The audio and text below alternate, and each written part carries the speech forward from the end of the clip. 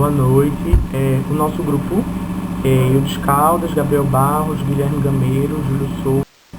Artigo publicado na Revista Portuguesa de Ciência do Desporto. Rodrigo Henrique Silva Santana ficou responsável sobre o artigo de efeito do número de demonstrações na aquisição de uma habilidade motora, um estudo exploratório. Os autores Alessandro Brusi, Leandro Palhares, João Fialho, Rodolfo Benda, Herbert Ugrinovich.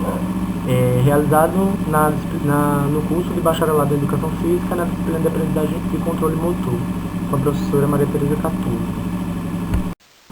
Bom, como a gente já viu no título, que vai tratar muito de demonstrações, nada mais previsível do que a introdução conceitual que é demonstração, que transmite ao observador características espaciais e temporais da ação, desenvolve a representação cognitiva da ação, usada para a produção de movimento e para a detecção e correção de erros.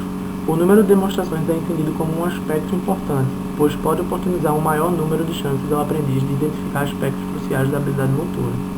Contudo, poucos estudos que avaliaram o efeito de diferentes números de demonstrações analisaram a eficiência desta variável na qualidade do padrão de movimento.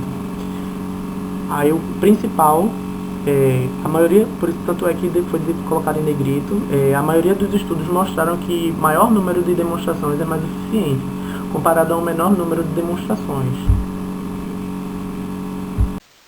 A partir de saber que quanto maior o número de demonstrações, melhor a eficiência, a problematização é que esses estudos foram feitos, estudos sobre o número de demonstrações foram realizados em laboratórios e eles enfatizam fidedignidade de resultados, que não pode ser aplicados diretamente na situação ensino-aprendizagem. Aí, desta forma, que é a problematização principal, faz-se necessário testar os resultados obtidos nas pesquisas de laboratório em situações que se aproximem mais das situações de ensino-aprendizagem. Através desse impasse, o objetivo principal do artigo foi de investigar o efeito de diferentes números de demonstrações na aprendizagem através da modalidade de arremesso de dardos de salão. Vai ser analisado, que a gente vai ver a seguir. Para a pesquisa, a quantidade de pessoas participantes foram 14 universitários voluntários com consentimento livre e esclarecido da atividade que seria realizada na pesquisa, e o gênero não tem pré-requisito de gênero para poder participar da pesquisa, ou seja, foram ambos os gêneros em aleatório. A faixa etária foi entre 18 a 35 anos, sem experiência prévia na tarefa, ou seja, não teria pré-requisito também de ter uma habilidade ou já ter contato com o dardo de salão para poder fazer a atividade. E os grupos eram distribuídos aleatoriamente em um dos grupos experimentais. O D1, que é por uma demonstração, seria feita uma demonstração para o grupo para poder realizar a tarefa, que a gente vai ver daqui a pouco. O D2, que é com 2 demonstrações, o D4 com 4 demonstrações, ou o D8 com 8 demonstrações. Quanto ao material, os instrumentos utilizados serão equipamentos profissionais de arremesso de dardo de salão, que, como eu mandei o slide para a professora e ela pediu para que eu mandasse uma foto, eu selecionei uma foto da internet que está no plano de fundo da tarefa. Se você perceber, todos os slides eles têm um outro plano de fundo, e o equipamento profissional de arremesso de dardo eles utilizaram assim, com 12 círculos circunscritos, um dentro do outro, onde o maior valia 1 ponto e o centro do círculo valia 12 pontos. Para sondagem de execução de movimentos e scores, foram usadas 2 filmadoras para a filmagem das tentativas da fase de aquisição e do teste de retenção. O teste de transferência não foi filmado. Posicionadas no plano sagital e a 45 graus em relação ao executante. O experimento contou com 3 momentos: a fase de aquisição, que é com filmagem, como falei, teste de transferência, que foi sem filmagem, e o teste de retenção com filmagem. Enquanto aos procedimentos, que serão avaliados 2 aspectos, que é o padrão de movimento e análise do score, que é a pontuação. Eu vou falar só um pouco agora do padrão de movimento, porque o análise do score a gente vê depois. As filmagens de 80 tentativas por sujeito, 70 foram da fase de aquisição e 10 do teste de retenção, foram analisadas de acordo com o instrumento próprio para avaliação de padrão de movimento. Foi estabelecido um material onde eles seriam, a execução do movimento seria comparado com a execução profissional e padrão, para poder assim ser feito a avaliação e pontuação de acordo com esse padrão de movimento. No quadro 1, o Grupos e Fases de Experimentos, ele explica como é o cronograma de como foi feita a atividade. Na fase de aquisição foram feitas 10 tentativas, e nessa tentativa as 70 foram com pegada profissional, que é no qual o sujeito se posicionou de lado em relação ao alvo e o dardo era apoiado nas faces anteriores dos dedos polegar, indicador, médio e mínimo, e na face posterior do dedo anelar. Já na pegada V, que foi somente no teste de transferência, foi no qual o sujeito se posicionou de frente para o alvo e o dardo era apoiado entre os dedos indicador e médio, totalmente flexionados, e na face anterior do dedo polegar.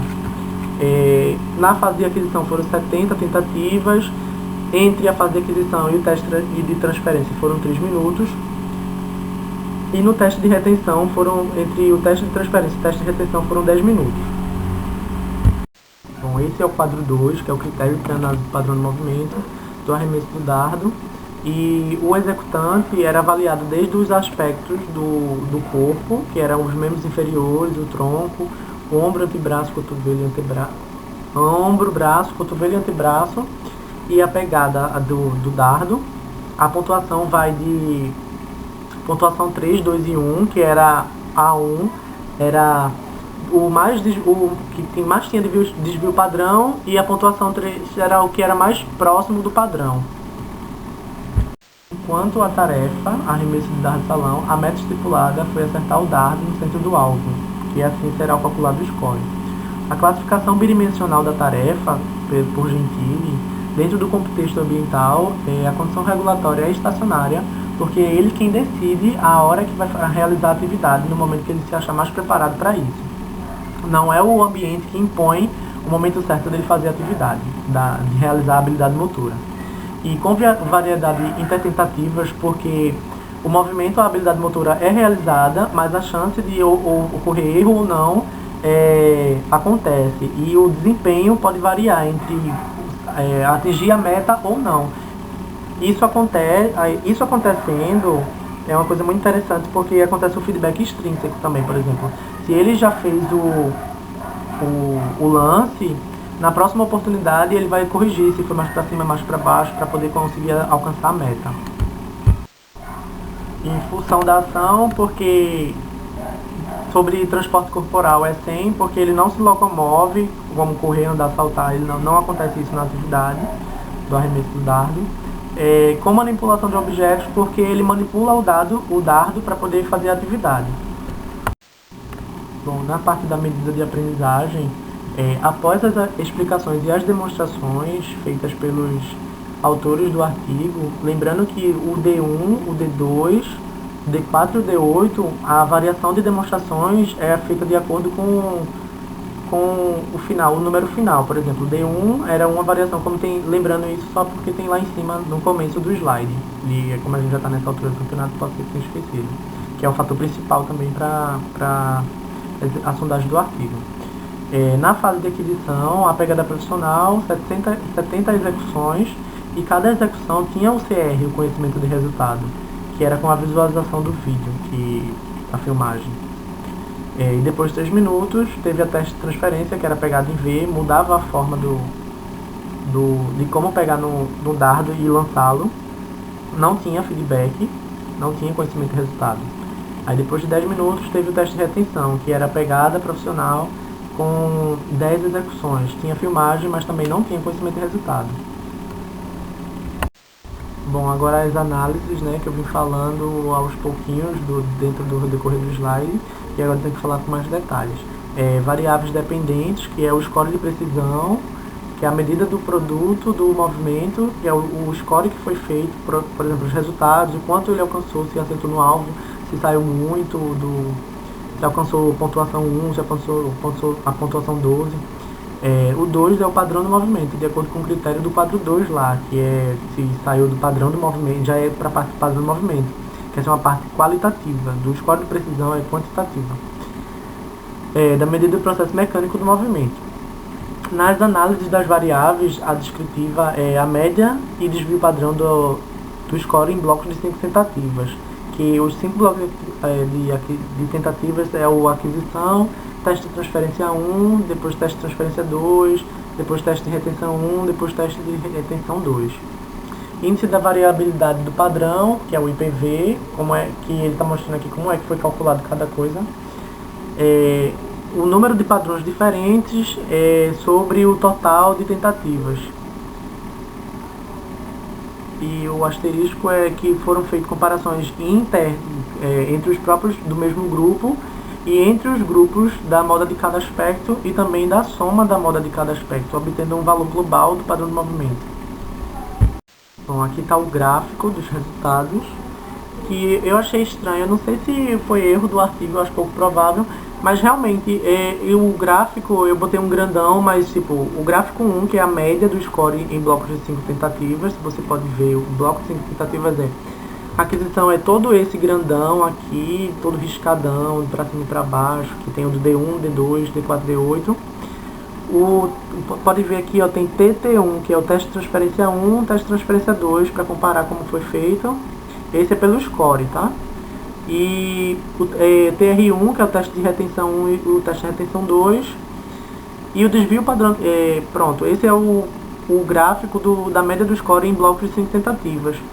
Na parte do desvio padrão do score em blocos de 5 tentativas,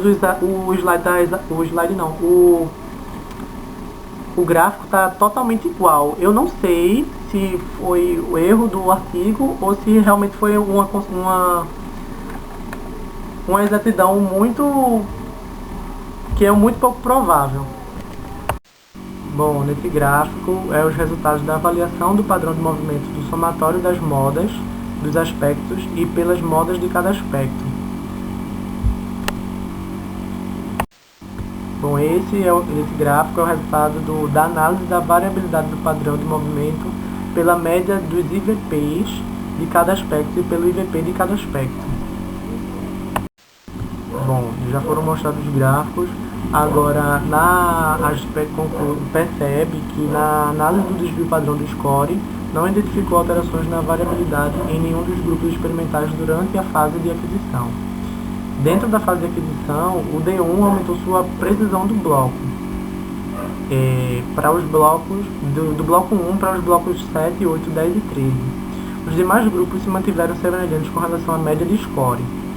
No teste de transferência e retenção, houve diferença no último bloco de tentativas da aquisição para os testes do D1 e do D2.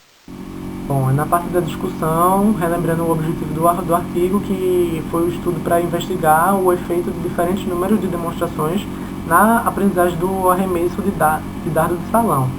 Neville, Morris e Scully, Carroll e Bandura e Laguna sugerem que quanto maior o número de componentes de uma habilidade motora, maior a necessidade de demonstrações para que os aprendizes captem informações importantes e necessárias a um bom desempenho.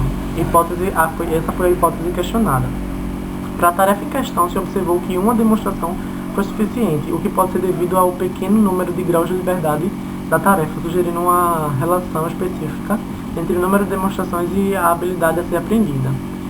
Contudo, essa é uma questão que ainda merece ser investigada em tarefas com níveis de maior complexidade.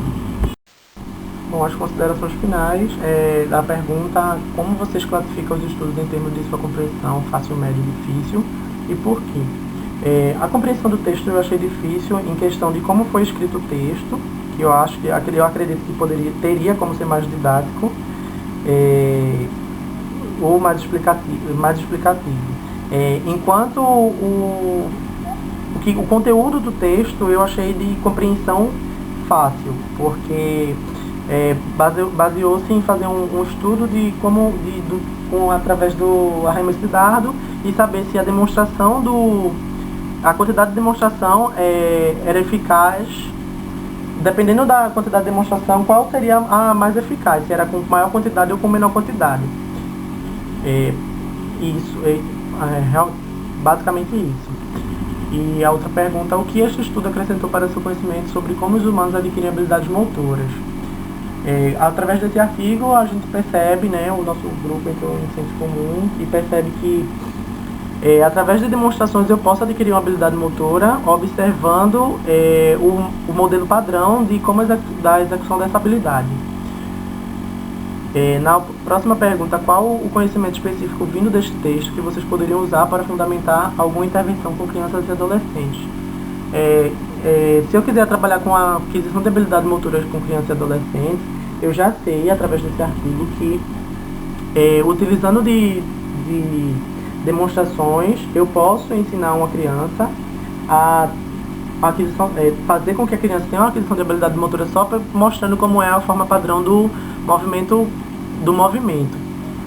Mesmo que eu não saiba, eu posso mostrar vídeos da forma padrão ou até mesmo outros métodos.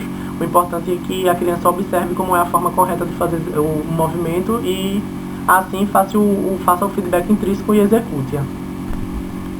Muito obrigado a todos e agradeço pela paciência.